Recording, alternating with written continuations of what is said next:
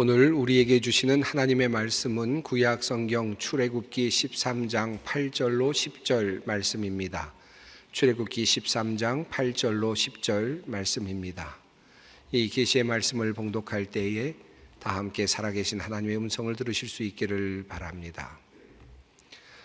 너는 그날에 내 아들에게 보여 이르기를 이 예식은 내가 애굽에서 나올 때에 여호와께서 나를 위하여 행하신 일로 말미암음이라 하고 이것으로 내 손의 기호와 내 미간의 표를 삼고 여호와의 율법이 내 입에 있게 하라.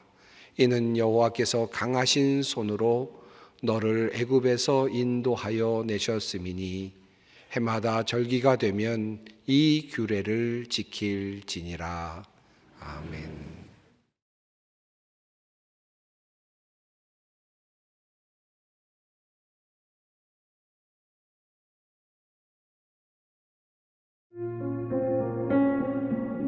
전쟁 첫째 날, 내 아이들의 팔에 이름, 생년, 월일, 그리고 내 전화번호를 적어두었다. 아이들뿐만 아니라 내 팔에도 적었다.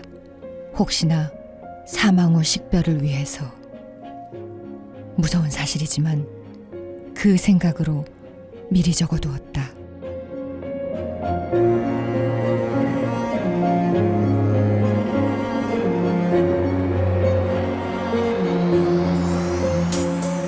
내 이름은 올가 그레벤니크. 두 아이를 키우면서 그림책 작가로 살고 있었다. 폭탄 소리에 잠에서 깬 그날 아침까지는 미사일이 시내에 떨어지고 급기야 옆집에 떨어진다.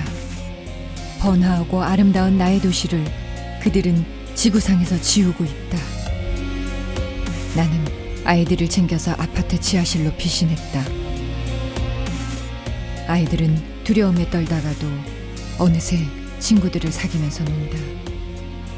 사람들은 차가운 지하의 공간을 서로의 체온으로 녹이기 시작했다. 우리는 서로를 부둥켜 안은 채 공포의 시간을 건너고 있다. 지하에서 9날 9밤을 지낸 후 나는 두 아이를 데리고 도시를 빠져나왔다. 엄마와 외삼촌은 거동이 불편한 할아버지와 할머니를 위해 도시에 남기로 했다. 국경에 이르렀지만 남편은 동원령 때문에 국경을 넘지 못한다. 나는 눈물을 참을 수가 없었고 남편은 온 힘을 다해 우리를 격려해 주었다. 버스가 출발했다. 그리고 남편의 모습은 점점 더 작아졌다. 나는 이곳을 떠나는 방식으로 가족을 지킨다. 남편은 이곳에 남아있는 방식으로 가족을 지킨다. 또 누군가는 나름의 방식으로 가족을 지키고 있을 것이다. 전쟁은 우리의 터전을 파괴하고 목숨을 앗아가겠지만 우리의 유대를 끊지는 못할 것이다.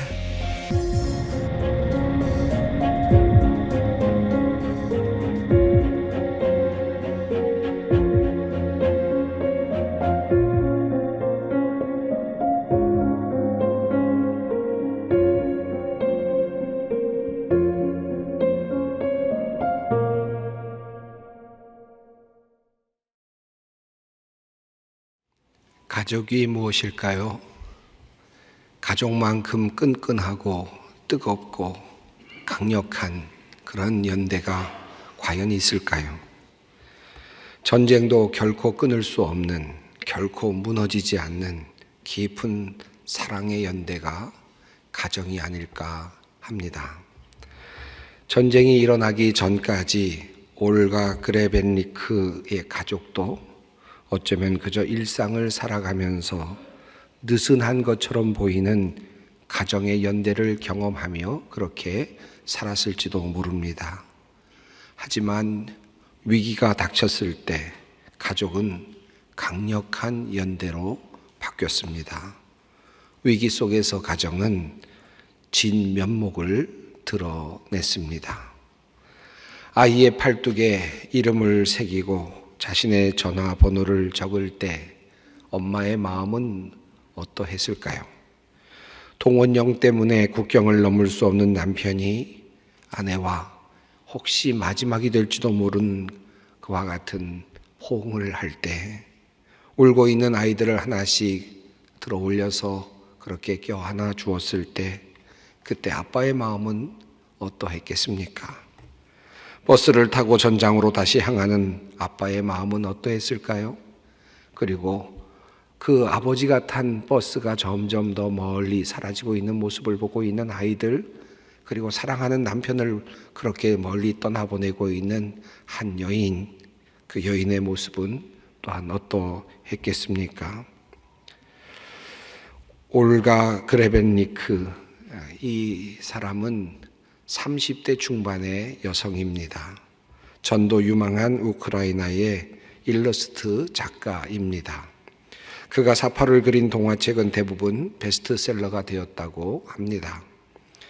그러나 지난 2월 24일 러시아가 우크라이나를 침공하자 그는 9살 된 아들과 4살 된 딸을 데리고 아파트 지하실로 그렇게 대피를 하게 됩니다. 그늘지고 축축한 지하실에서 그는 감정을 추스리고자 그림 일기를 하나씩 적어가기 시작했습니다. 그렇게 약 보름 동안 작성한 일기장이 바로 3주 전에 전쟁 일기라는 제목으로 책이 되어서 우리나라에 소개되었습니다. 사실 이 책은 작가가 자기의 SNS에 올린 몇 장의 그림을 보고 또 그 내용을 보고 한국의 한 출판사가 작가와 연결하여서 그의 일기장을 그대로 받아서 세계 최초로 우리나라에서 출판한 것이라고 합니다. 이 책 안에는 피난민으로 전락한 그레벤니크와 가족과 그의 이웃들의 일상이 잘 담겨져 있습니다. 폭격 소리에 다급하게 짐을 싸고 있는 모습, 기계 설비로 가득한 지하실에서 토끼 인형을 들고 잠이 들고 있는 아이의 모습, 피난 중에도 새 친구를 사귀며 두려움을 이겨내려는 사람들의 모습, 어둑한 지하 공간에서 밝은 기운을 잃지 않으려고 애쓰는 그런 이웃들의 모습입니다. 온몸으로 절망하는 황망한 표정의 자화상까지 그림 속에 들어 있습니다. 전쟁 전에 올가의 그림은 화려한 색감을 자랑했습니다. 그러나 전쟁 중에 그의 그림은 무채색 크로키로 바뀌었습니다. 정교했고 날렵했던 펜선은 투박한 연필 자국으로 그렇게 바뀌었습니다. 전쟁 8회째 되던 날 그레벤니크는 피난길에 오릅니다. 지인들의 도움으로 가까스로 택시를 부르게 되고 택시가 오기까지 10분여의 시간을 그는 훗날 회상하면서 이렇게 적고 있습니다. 내 인생 35년을 모두 버리는데 고작 10분밖에 주어지지 않았다. 그레벤니크는 남편과 함께 아이들을 데리고 국경 근처 도시인 르비우에 도착합니다. 그러나 남편은 국경을 넘을 수 없었습니다. 동원령으로 모든 남자는 출국이 금지되었기 때문입니다. 올가 그레벤니크 가족은 국경에서 생이별을 하게 됩니다. 그리고 남편을 떠나보낸 채로 아이들 둘을 데리고 피난 열차에 오르게 됩니다. 그 피난 열차에서 그는 이렇게 적습니다. 열차는 이 세상의 모든 눈물로 가득하다. 먼 옛날 이야기가 아닙니다. 바로 현재 이 지구에서 벌어지고 있는 참아볼 수 없는 실상입니다. 올가가 그린 이름과 생년월일, 전화번호가 적힌 그 아이들의 팔뚝, 그 그림을 제가 처음 보았을 때 제 마음속에서 무엇인가 뜨거운 것이 올라온 것을 느꼈습니다. 아마 여러분도 비슷할 것 같습니다. 뉴스가 미처 전하지 못한 것 같은 그 전쟁의 그 깊은 참상을 그 하나의 그림이 우리에게 그대로 전해주는 듯 보였습니다. 올가 그레벤니크가 아이의 팔뚝에 이름과 생년월일을 적었을 때 그는 아마도 마음속으로 이렇게 외치고 있었을 것 같습니다. 우리는 한 가족이야. 절대로 헤어지지 않을 거다. 절대로 너를 잃지 않을 거야. 혹시 우리 중 누가 죽게 될지라도 결국 우리는 서로 찾아내게 될 거야. 결국 우리는 어떤 모습으로든지 살아서든 죽어서든 다시 만나게 될 것이다. 바로 아이의 팔뚝에 새겨둔 이름과 생년월일, 전화번호는 하나의 정보를 넘어선 고백이 되었고, 그리고 하나의 선언이 되었고, 그리고 또한 맹세가 되었습니다. 아이의 팔뚝에 새겨진 내용은 그들의 사랑과 연대의 표식이 되었고, 끝까지 책임지겠다라고 하는 한 엄마의 약속이기도 했습니다. 아니 설령 엄마가 잘못되었더라도 누구든 이 아이들을 돌보아 달라는 사회를 향한 연약한 한 가족의 강력한 절규요 외침이기도 했습니다. 누구든 이 표식을 보는 사람은 우리가 어떻게 되었든 꼭 서로 만나게 해 주세요. 그리고 우리 가족을 사랑으로, 우리 아이들을 사랑으로 대해 주세요라는 간절한 기도이며 청원이기도 했습니다. 그래서 이 어린 아이의 팔뚝에 새겨진 그 글씨가 우리에게 감동을 주고 또 함께 눈물을 흘리게 만드는 것 같습니다. 사랑하는 성도 여러분, 하나님께서 우리에게 가족이라고 하는 큰 선물을 주셨습니다. 이론으로는 설명할 수 없고요, 또 논리로 파악될 수 없는 것이 바로 가정이고 또 사랑하는 가족입니다. 엄마와 아빠에게는 신기한 마법과 같은, 아이가 태어나면서부터 또 아이를 갖게 되면서부터 순간적으로 생겨난 신비로운 바로 그 사랑의 선물을 하나님께서 주셨습니다. 이 사랑의 힘은 강력하여서 자신의 목숨까지도 내어놓을 만큼 위대합니다. 이 사랑을 받고 아이들이 자라납니다. 사랑을 배우고 그 사랑을 또한 실천합니다. 당연히 받는 것이 사랑인 줄 알지만, 그러나 깊이 생각해 볼수록 참으로 신기하고 놀라운 신비가 아닐 수 없습니다. 이렇게 단단하게 사랑으로 뭉쳐진 가정은 늘 함께 걱정하며, 함께 위로하며, 그리고 함께 격려하며, 함께 연대합니다. 서로에게 버팀목이 되어주고 모든 것을 희생합니다. 그러므로 가정은 하나님의 품성인 사랑을 배우고 경험하는 신비로운 학교이고, 하나님께서 우리에게 주신 놀라운 선물이며 은혜라고 할 수 있습니다. 가정 안에서 사랑을 알게 되고, 가정을 통해서 사랑을 경험하고, 또 가정을 통해서 사랑을 실천하게 됩니다. 우리에게 하나님께서 그럴 만한 마음을 주셔서 어렵지 않게 그 사랑을 나눌 수 있도록 해주십니다. 이것이 하나님께서 우리에게 주신 가정이라 할 수 있습니다. 우리에게 만약 가정이 없고 엄마와 아빠가 없었다면 어떻게 되었을까요? 아마 우리는 사랑이라고 하는 것이 무엇인지 모른 채 그렇게 살다가 그렇게 사라졌을 것입니다. 가정은 우리에게 보금자리를 우리에게 선물로 주고, 우리를 자신 있게 만들어주고, 또 어떠한 어려움 속에서도 흔들리지 않도록 만들어주며 두려워하지 않게 만드는 놀라운 하나님의 선물입니다. 내가 살아갈 만한 이유를 주는 것이 바로 나의 가정이고, 또 내가 살아갈 만한 어려움 속에서도 용기를 내서 살아갈 수 있도록 우리에게 용기를 주는 것이 바로 가정이라고 할 수 있겠습니다. 하지만 하나님께서 우리에게 주신 귀한 선물로서의 이 가정은 인간의 범죄와 더불어서 무너져 내렸고 또 변질되어 왔습니다. 아담은 선악과를 먹은 후에 그 책임을 하와에게 전가하지요. 아내를 품지 못하고 사랑으로 덮지 못했습니다. 가인은 아벨을 시기하고 결국은 살해하는 죄를 짓고 말았습니다. 남편과 아내 그리고 사랑하는 형제들 사이에서 일어난 일입니다. 가족을 향한 비난, 가족을 향한 분냄, 살이 그리고 살인, 바로 이와 같은 일들이 바로 죄된 인간의 가정에서 나타나기 시작했습니다.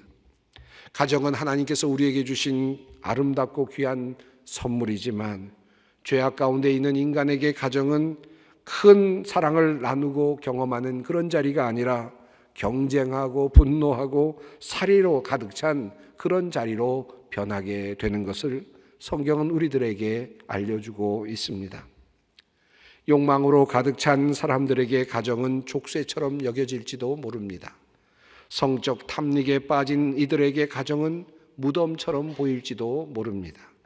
성장주의에 빠진 사람들, 성공주의에 빠진 이들에게 가정은 그저 잠을 재워주는 그와 같은 숙소에 불과할지도 모릅니다.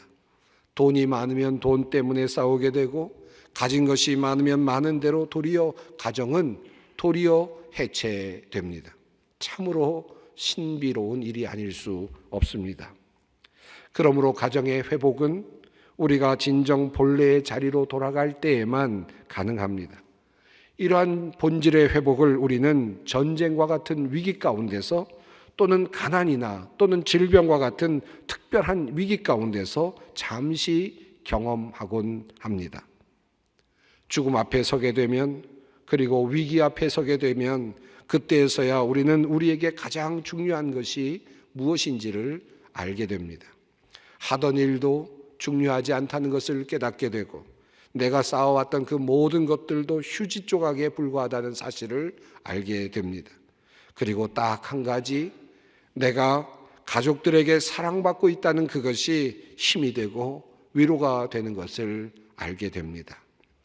가족과의 깊은 연대와 사랑을 경험할 때에, 그리고 그 안에서 기쁨을 누릴 수 있을 때, 사실 하나님께서 에덴 동산을 창조하시고 인간을 만드신 그 창조 질서로의 회복이 이루어지는 것입니다. 내 뼈 중에 뼈요 살 중에 살이라 라고 감탄하는 이 아담의 그 언어 속에 진정한 가족의 깊은 연대와 사랑을 볼 수 있습니다. 바로 이 모습이 우리가 우리의 가정에서 다시 찾아야 하는 것이고 다시 경험해야 할 모습이라고 할 수 있겠습니다. 혹시 우리 중에 어그러지고 무너진 가정이 있다면 다시 깊은 사랑의 연대로 여러분의 가정이 회복될 수 있었으면 좋겠습니다. 이는 우리가 하나님의 형상을 바르게 회복할 때에만 가능한 것이고, 또한 자신의 모든 부차적이고 비본질적인 것들을 내려놓을 때에만 가능한 것입니다. 깊은 사랑의 연대로 서로 위로하며 격려하며 서로를 세우는 아름다운 가정, 이 가정을 우리 모두가 만들고 또 만들어 가기를 원합니다. 이름과 그리고 생년월일, 전화번호 등의 그 정보를 아이의 그 팔목에 적고 있는 그 올가의 그림, 그 그림을 보다가 갑자기 출애굽 사건이 생각났습니다. 하나님께서 이스라엘 백성들을 애굽에서 탈출시키실 때에 그날의 분위기는 어떠했을까요? 출애굽기 12장 39절은 이렇게 증언합니다. 그들이 애굽으로부터 가지고 나온 발교되지 못한 반죽으로 무교병을 구웠으니 이는 그들이 애굽에서 쫓겨남으로 지체할 수 없었음이며 아무 양식도 준비하지 못하였음이었더라. 그날 분위기를 머릿속에 한번 그려봅니다. 올가 그레벤니크가 35년 동안의 삶을 단 10분 만에 정리해야 했듯이 이스라엘 민족들도 애굽에서의 400년의 그 시간을 단 하루 만에 정리해야만 했습니다. 한순간 바로 그 밤에 해결해야만 했습니다. 얼마나 혼란스러웠을까요? 탈출한 사람의 숫자도 어마어마했습니다. 거의 도시 전체가 모두 빠져나오는 것과 같은 그와 같은 대혼란이었을 것입니다. 여러모로 그 밤은 요란한 밤이었음이 틀림이 없습니다. 이집트인들이 살고 있는 거주구역에서는 장자를 잃은 슬픔의 곡소리가 들려오고 있었을 것이고, 이스라엘 사람들이 거주하고 있었던 구역에서는 급작스러운 탈출로 소란스러웠을 것입니다. 길을 안내하며 외치는 사람들의 소리, 아이들의 우는 소리, 아이들을 단속하느라 고함치는 소리, 가축들이 우짖는 소리들이 계속해서 들렸을 법합니다. 황급하고 시끄러운 분위기가 깊은 밤을 가득 채웠을 것입니다. 전쟁 중 피난민의 행렬과 같은 그와 같은 분위기가 이어지고 있었을 것입니다. 아마도 부모들은 이 난리통에 아이를 잃어버릴까 아마 많은 고민을 하며 염려했을 것입니다. 그때 부모도 올가처럼 아이의 팔에 이름과 생년월일을 적어두었을까요? 그런데 성경은 놀랍게도 그때 하나님께서 하신 말씀을 이렇게 적고 있습니다. 이것으로 내 손의 기호와 내 미간의 표를 삼고 여호와의 율법이 내 입에 있게 하라. 이는 여호와께서 강하신 손으로 너를 애굽에서 인도하여 내셨음이니. 여기에서 손의 기호라는 표현이 나옵니다. 히브리어로 오트라는 단어입니다. 표식이라는 뜻입니다. 손바닥에 새기는 문신과도 같은 것을 의미하는 것입니다. 하나님께서 이스라엘 백성들에게 손바닥에 무엇인가를 새겨 두시는 것입니다. 그들의 미간에 무엇인가를 새겨 두시는 것입니다. 올가 그레벤니 그 엄마가 아니라 하나님께서 이스라엘 백성들에게 그렇게 하시는 것입니다. 저는 이 장면을 이렇게 다시 봅니다. 하나님께서 정신없이 애굽을 탈출해야 하는 이스라엘 백성들에게 이제 친히 엄마가 되어주시듯 아빠가 되어주시듯 그들의 손에 그리고 그들의 미간에 기호를 새겨 주십니다. 마치 올가 그레벤니크가 자신의 아이들에게 이름과 생년월일을 새겨 주었듯이 하나님께서 자신의 백성들의 손에 표식을 심어주고 있는 모습으로 말입니다. 그리고 하나님께서 이렇게 말씀하시는 듯 느껴집니다. 너희는 이제 나의 가족이야. 내가 너의 아버지다. 내가 너에게 표식을 준다. 내가 너에게 이 표식을 새겨둔다. 너는 내가 구원해낼 것이다. 반드시 우리는 다시 만날 것이야. 우리는 어떤 상황 속에서도 흩어지지 않을 것이다. 우리는 결국 만나게 될 것이다. 이것이 바로 하나님의 맹세이며 하나님의 약속입니다. 내 말을 너의 입에 새겨 넣는다. 너의 입에, 너의 입술에, 너의 미간에, 너의 손바닥에 나의 말씀을 새겨 넣는다. 내 말이 너희와 함께 있는 한 너희는 살게 될 것이다. 마치 하나님께서 그렇게 말씀하시는 것 같습니다. 출애굽 사건에서 하나님께서는 그 선택한 이스라엘 백성들과 한 가족이 되십니다. 모든 가족들이 어린아이들과 더불어서 애굽에서 탈출해 나올 때에 하나님께서는 그 가정들의 가장이 되십니다. 사랑으로 가득 찬 아빠가 되시고 섬세하게 섬기는 엄마가 됩니다. 선택된 이스라엘 백성은 이제 하나님의 가족이 됩니다. 이후 이스라엘 백성들은 끊임없이 하나님을 떠나고 하나님을 배반했지만 그 이후로부터 하나님께서는 가족 삼으신 그 하나님께서는 가장이 되신 이스라엘의 가장이 되신 그 하나님께서는 그들의 가족을 한 번도 잊지 않으셨습니다. 이스라엘 백성들이 아우성을 칠 때 하나님께서는 이렇게 도리어 말씀하십니다. 오직 시온이 이르기를 여호와께서 나를 버리시며 주께서 나를 잊으셨다 하였거니와 여인이 어찌 그 젖 먹는 자식을 잊겠으며 자기 태에서 난 아들을 긍휼히 여기지 않겠느냐. 그들은 혹시 잊을지라도 나는 너를 잊지 아니할 것이라. 내가 너를 내 손바닥에 새겼고 너의 성벽이 항상 내 앞에 있나니. 이렇게 주님께서는 말씀하십니다. 하나님은 우리와 한 가족이 되시고 우리를 지극히 사랑하시지만 우리의 이름을 그의 손바닥에 새기시고 우리를 위하여 자비를 베푸시지만 죄된 인간은 여전히 주님을 배반하며 사랑하는 아버지를 떠난 탕자처럼 그렇게 주님께로 돌아오지 않습니다. 하지만 주님은 자신의 사랑하는 외아들을 또다시 이 땅으로 보내시어서 다시 사랑의 길을 여십니다.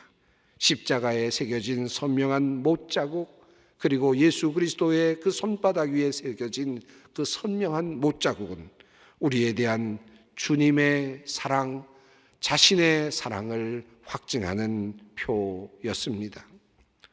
올가 그레벤니크가 아이의 팔뚝에 새겨둔 정보는 사랑과 보호와 연대의 표식이었습니다.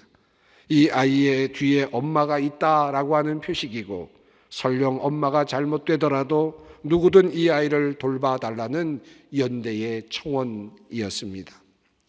하나님께서는 그분의 손바닥에 우리의 이름을 새겨두심으로 사랑과 그리고 보호와 연대를 자처하셨습니다.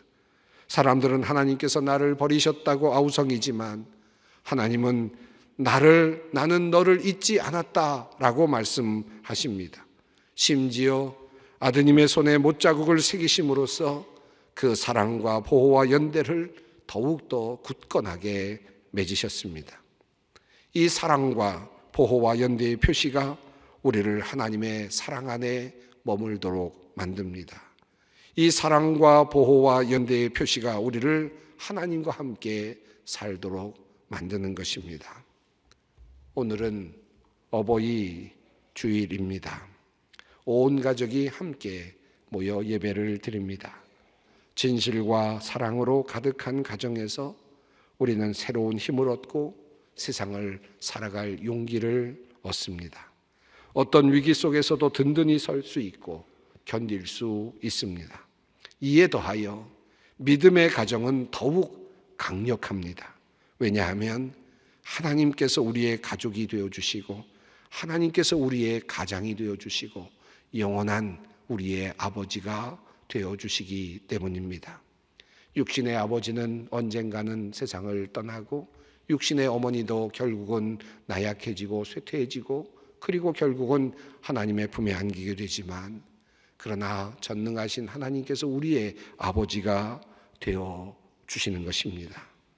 그분의 손바닥에 우리의 이름이 새겨져 있고 주님의 손바닥에 그 못 박히신 사랑의 흔적이 여전히 남아 있습니다.